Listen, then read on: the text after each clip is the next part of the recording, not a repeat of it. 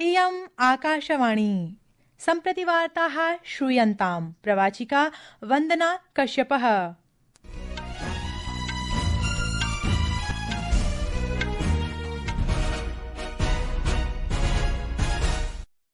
आदौ मुख्यवार्ताः।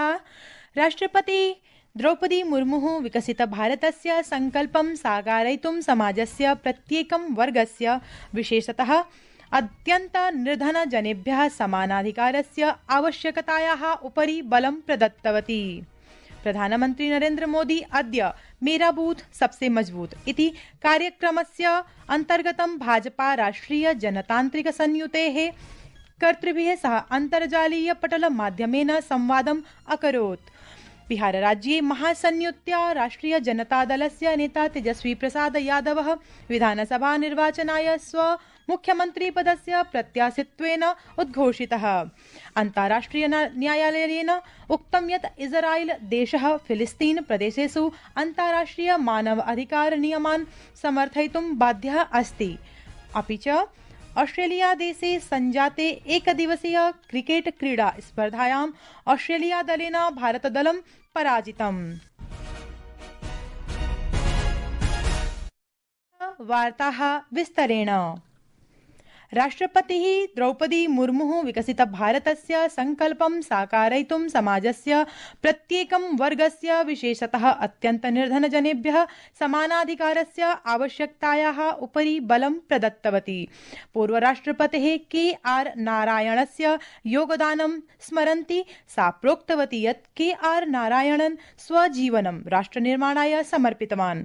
के.आर. नारायणस्य व्यक्तम् आसीत् यत् शिक्षा सभ्यतायाः आधारः अस्ति तथा च कस्यापि समाजस्य विकासाय अत्यावश्यकी वर्तते।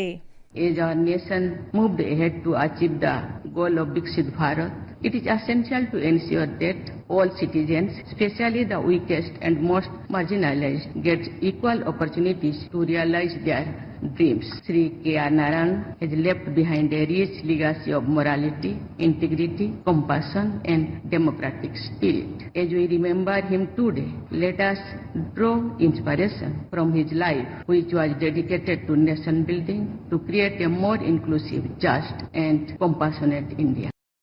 अस्मिन् अवसरे राज्यपालः राजेन्द्रः विश्वनाथ आर्लेकर, पूर्वराष्ट्रपतिः रामनाथ कोविन्दः, बिहारस्य राज्यपालः आरिफ मोहम्मद खान च उपस्थिताः आसन्। स्वस्य सम्बोधने रामनाथ कोविन्दः अवदत् यत् केरलस्य लघुग्रामात् देशस्य सर्वोच्चपदं यावत् के.आर. नारायणस्य विलक्षण यात्रा देशं प्रति जनानां विश्वासं घोषयति। प्रधानमन्त्री नरेन्द्र मोदी अद्य मेरा बूथ सबसे मजबूत इति कार्यक्रमस्य अन्तर्गतं भाजपा राष्ट्रिय जनतान्त्रिक संयुतेः कर्तृभिः सह अन्तर्जालीय पटल माध्यमेन संवादम् अकरोत्।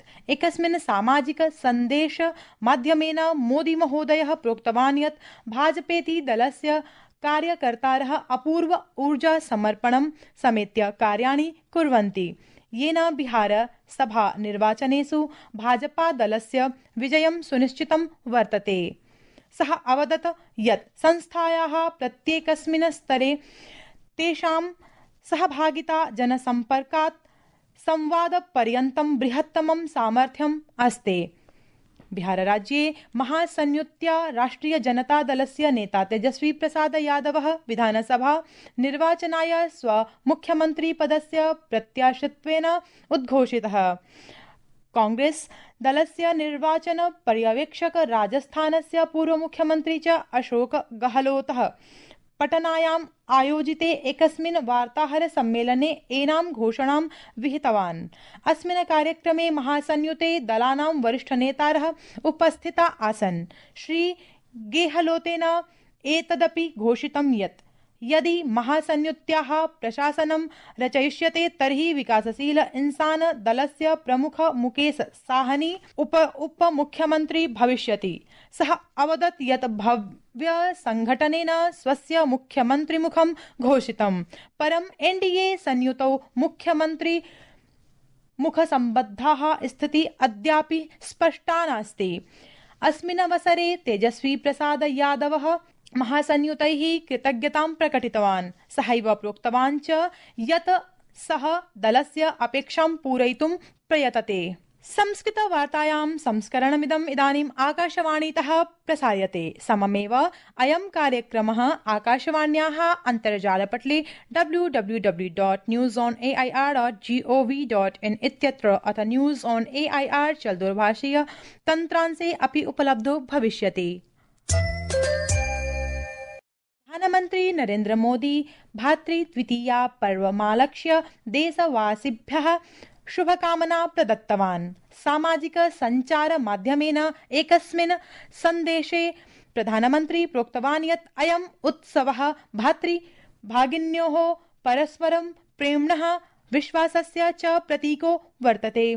सर्वे जनाः स्वजीवने सुखं समृद्धिं सौभाग्यं च प्राप्नुयुः।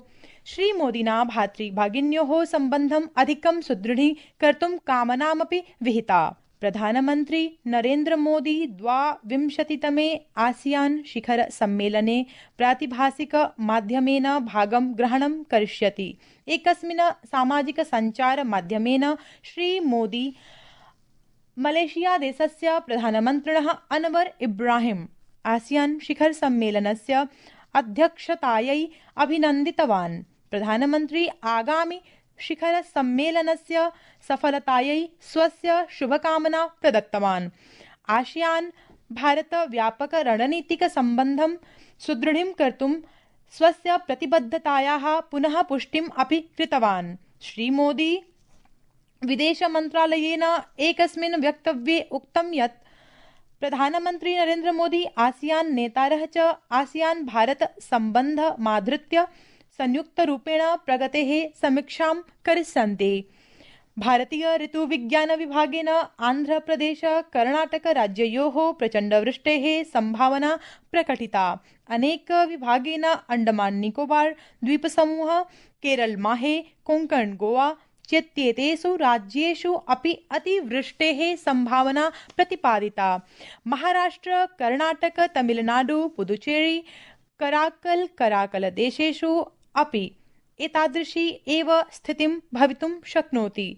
भारतीय ऋतुविज्ञान विभागेन लक्षद्वीप, मध्यप्रदेश, ओडिशा, तेलंगाना राज्येषु च मेघगर्जनं सम्भावना प्रकटिता।